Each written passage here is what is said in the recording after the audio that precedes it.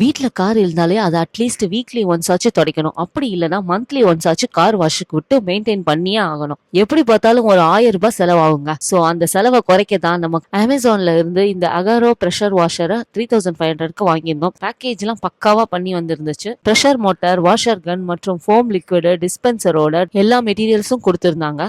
மேனுவல்ல உள்ள இன்ஸ்ட்ரக்ஷன் எல்லாம் படிச்சு கரைச்சு குடிச்சிட்டு என் ஹஸ்பண்ட் ஒரு வழியா வாட்டர் பைப்பை திருக்கி திருக்கி மோட்டார்ல செட் பண்ணிட்டாங்க.